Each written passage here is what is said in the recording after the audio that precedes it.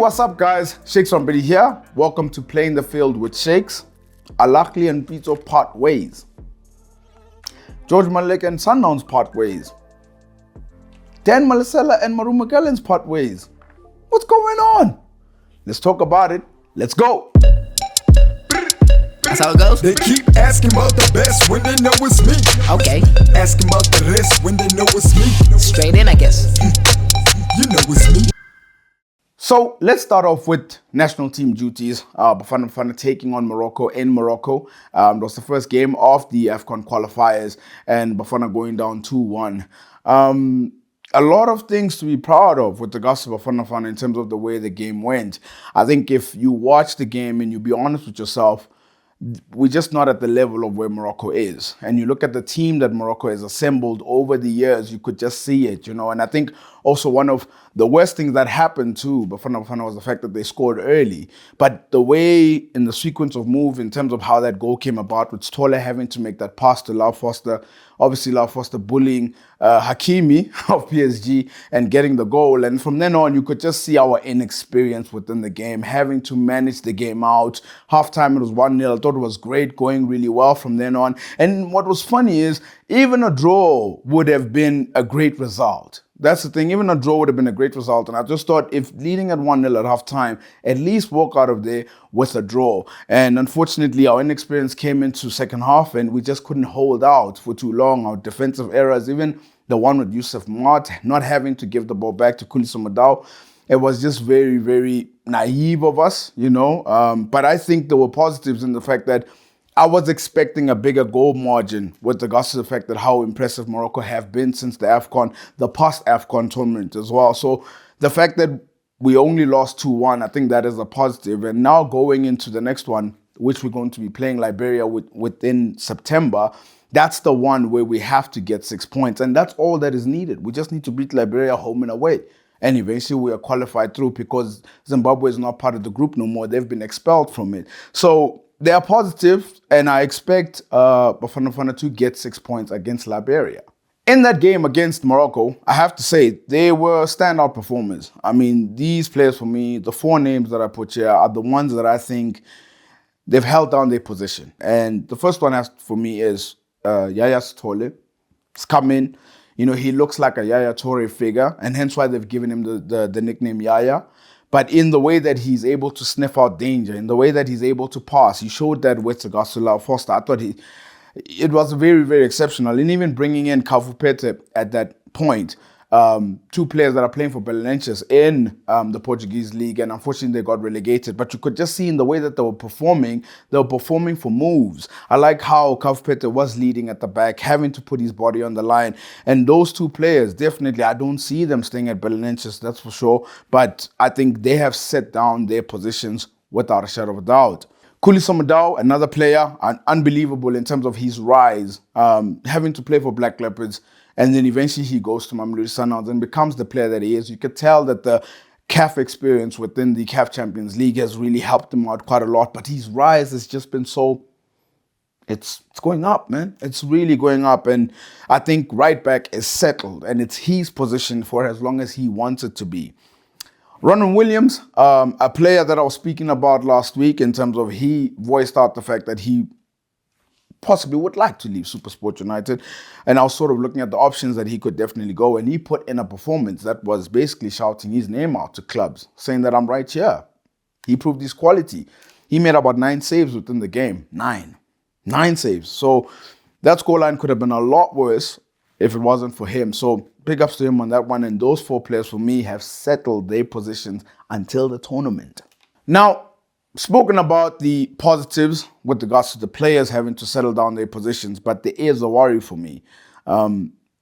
Percy Tau, I don't know what has happened to Percy Tau, and the reason why I'm worried is because I'm fully aware that he is important to the direction in terms of where Bafana goes. He has to be at that tournament next year, that's for sure. And even at the next World Cup, he probably has to help Bafana Bafana qualify. So he has to be around the Bafana setup for quite some time. But the past few games, I've seen him put on a Bafana jersey. It's just not been the same. It's just not been the same. And, I saw a lot of people on social media speaking about, but his position, he's not being played in his position. The fact that he's not being played down on the wings, he doesn't have a supportive striker. I get all of that. For me, it was him running at defenders. Those basics that he used to do, him running with the ball. He was misplacing passes. At times he snatched at chances as well, where he could have passed. And you just could see confidence right there. Confidence is really gone. And we need him back. We need him to get to a place where he gets his mojo back. And I think, and no disrespect to Liberia, I think it's a huge opportunity in the next game in order to score goals, get assists in terms of what he's done for Al Ahly in the Champions League. So, yeah, Percy Tau, I still believe in him and I still understand his importance, but he needs to find his mojo back. PSL Relegation Playoffs now. It's that time now. So much drama, and more drama. Cape Town All-Stars, they put a twist into it. They faced University of Pretoria and then they faced Swallows as well. And both of those teams were in the driving seat with the Augusta Swallows and as well as Tuks. And Tuks failed to take the opportunity. They drew 1-1 with them. But little did they know they were gifted another opportunity. And that was Swallows having to lose to Cape Town All-Stars. You watched that game. I watched it over the weekend. Swallows going up against Cape Town All-Stars. And they took the lead. They had about 8 to 5 minutes left. And they conceded 2 goals. And you started to see the frailties in terms of what Swallows were showing throughout the season, having to concede goals, not being able to manage games as well. And when you find yourself in a situation of potentially being relegated, you got to do by all means to stay within the division. And now, if you see the table, as it stands, University of Pretoria is number 1 with 5 points. Swallows got 4, and Cape Town All-Stars have played all their games. They've only got 4 points. The final game, being Swallows hosting Tuks as well, will play tomorrow, as you can see at 3 p.m. And this forces Swallows to get a victory. They have to get a victory. They cannot get a draw even. Whereas Tuks, on the other hand, just have to not lose the game. And I have to be honest, when you see in terms of how Swallows have been able to get themselves into this position, not being able to see games off as well, not even getting draws, you would say, and them conceding goals, I think Tuks will probably have that hunger, and that would potentially mean that Swallows get relegated again in a space of 7 years.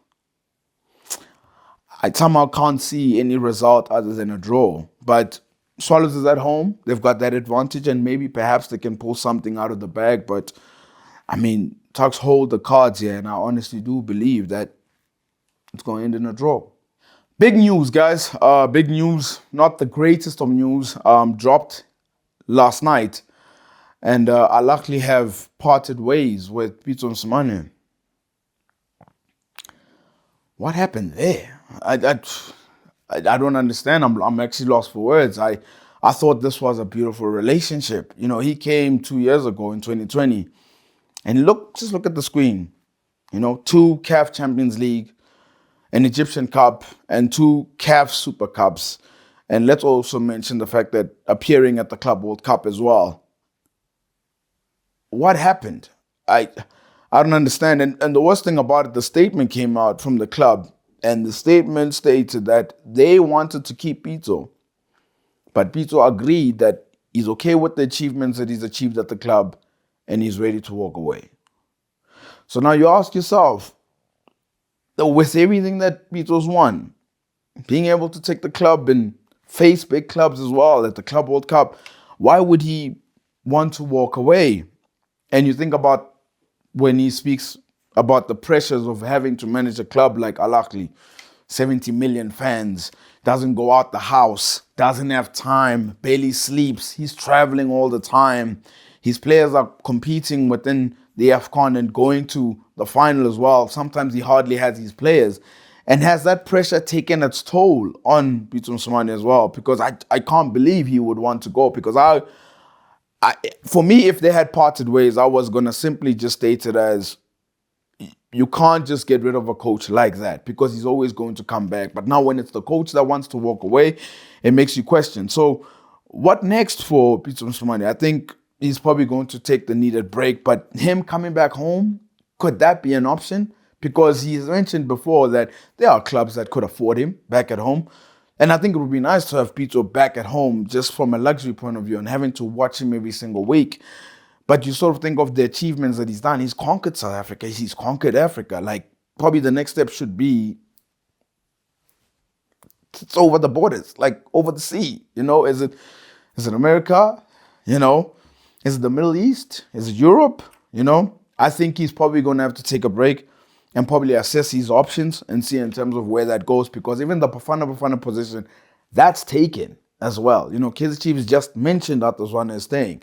Orlando Pirates is the question mark. We're not necessarily sure what's happening with that, but Sundowns as well, they are okay. So I think with his experience, with what he's won, I do definitely think there's a good coach there. I think that once a coach is fully rested, I think there's a lot of places that he could go and, hey, maybe the next step is over the oceans.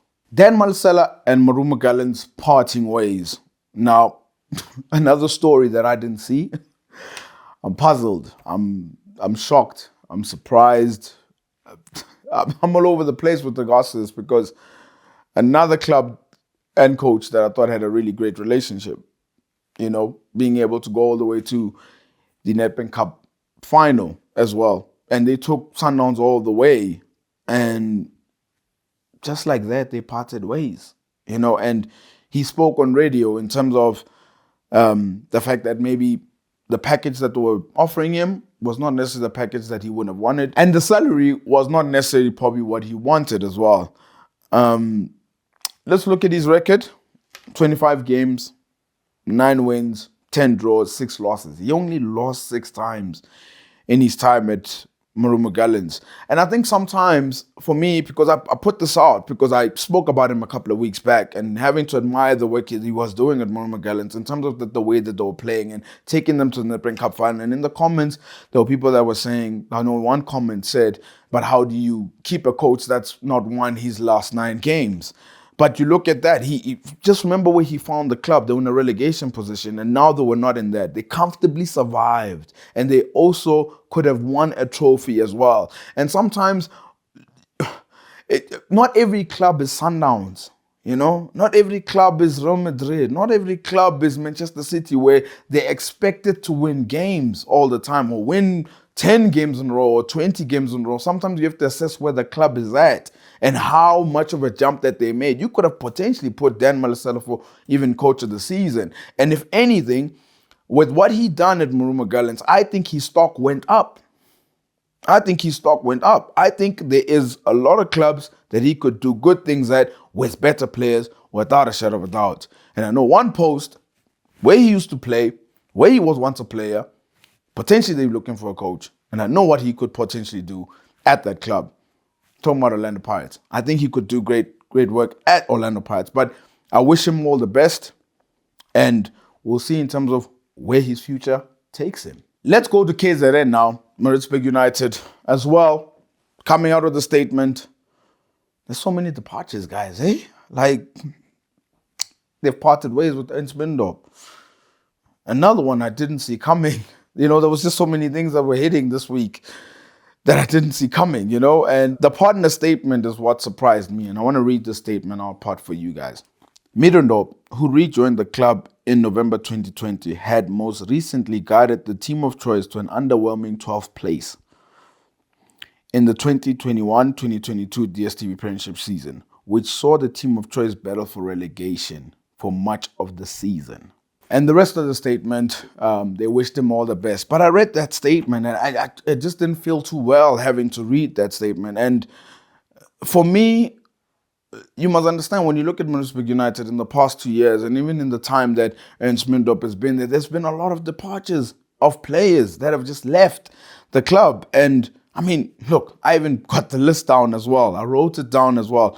Hlongwane, it's gone to the United States. Bandile Shandu, Mgonyama, Lifa Hlongwane, Jetran Bar, Kutumela, Judas Musiamedi, Sianda Kulu, Richard Ofori, Russian Derek, Miguel Tim. I mean, those were key players at the club. And when you're losing so many players, or when so many players leave, how do you expect to get a level of consistency? That's something I don't understand. I really do not understand that. That was just not going to come. So when Maritzburg United finished in 12th position this season, I totally understood.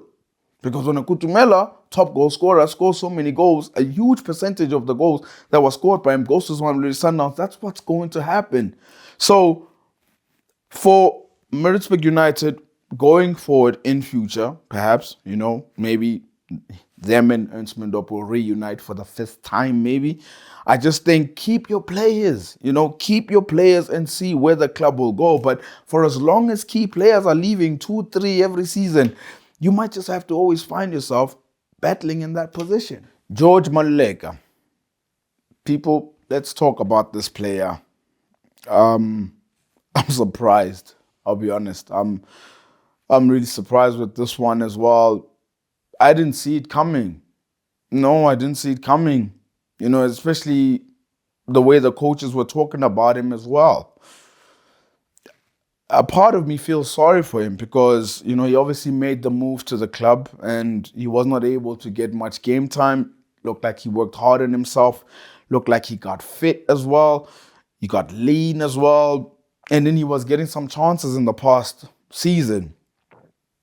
And now the club has just parted ways with him. And apparently he still had 1 more year left at his club. So the club wanted to part ways with him as well. And then it started this debate on social media in terms of was his move to Mamelodi Sundowns successful?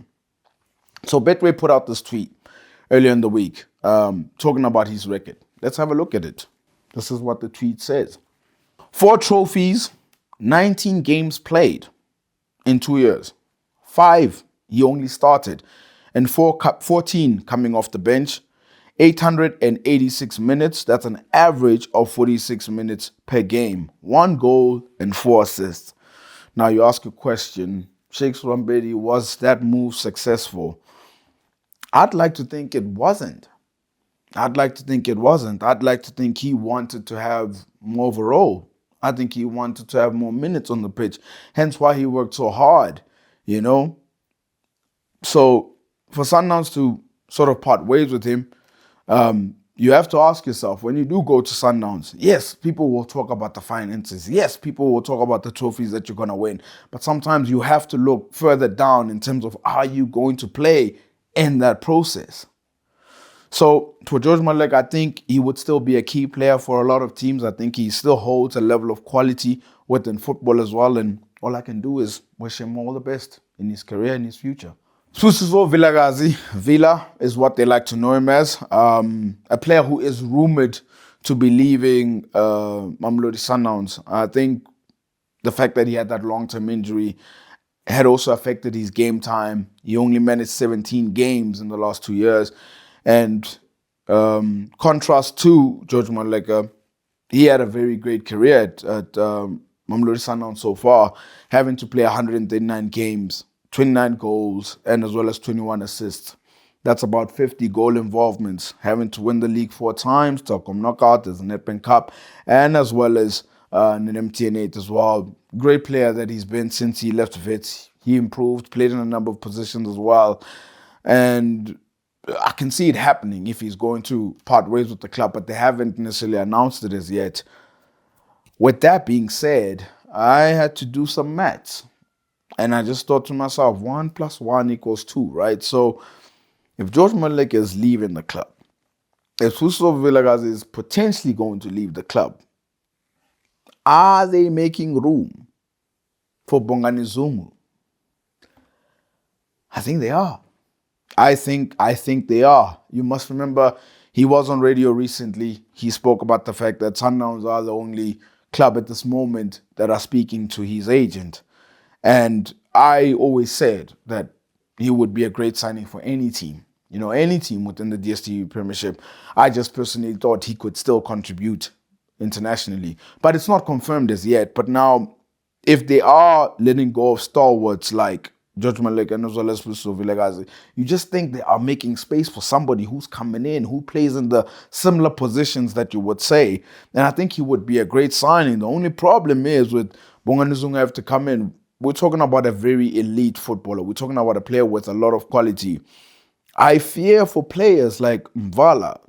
I fear for players like Tebogo Mokoena, and he just joined. I fear for Sipombule, who's just joined. I fear for Mkulise, who's been playing bit part for a lot of his career at Sundowns. Because when you sign a player like Bongani Zungu, he plays. He plays immediately.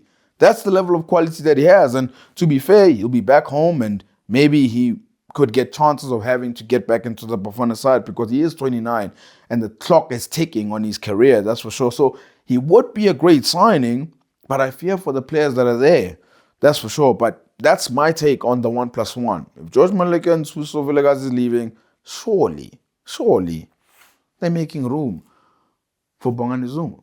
So Shakes is making his way to work and gets to work eventually, decides to check out his social media app, and he sees a statement that Orlando Pirates have parted ways with Thulani Hlatshwayo. Wow. This week was crazy, right? It was crazy. It was so many blows you didn't see coming. Another one that you just think, and you have to admit it was not a great time there for Thulani as well. He regressed. Sadly he regressed. He went backwards. He was not the same defender. He was not fearsome as well.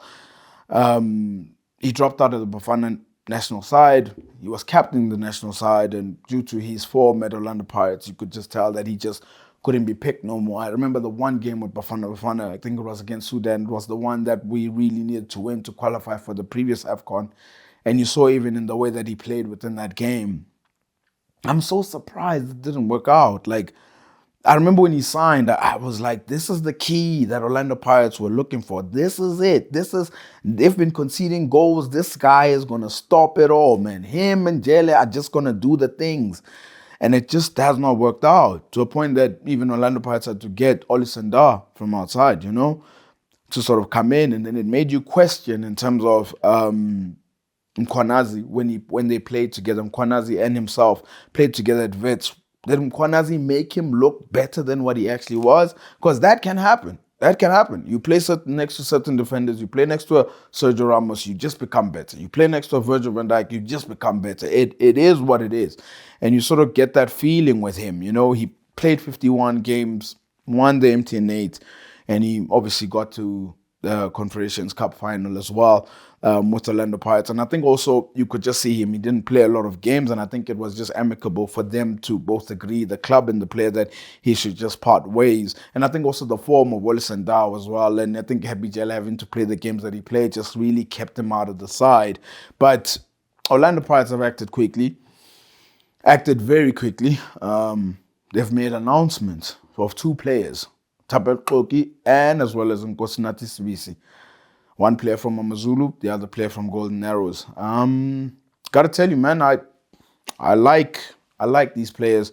I really do. I think these players will replace Thulani Hlatshwayo. I really do believe so. You must remember both players captained their sides previously at Amazulu and as well as Golden Arrows, especially Nkosinathi Sibisi. I just like how he's grown. I just like how he's been able to work his form into the Bafana side. I just like how he puts his body on the line. Xoki as well, just in the way that he is able to set pieces, he's great. He takes penalties too, and he's a natural leader. So they bring leaders into the side. But there's a but. The last time Orlando Pirates signed a defender that was a captain from a previous club, they just released him. Thulani Hlatshwayo. Before he came, captain's armband at Wits, great defender. He's just been released. And I spoke about the players of Orlando Pirates, how they tend to regress. And I named names about it just seems like it's going backwards.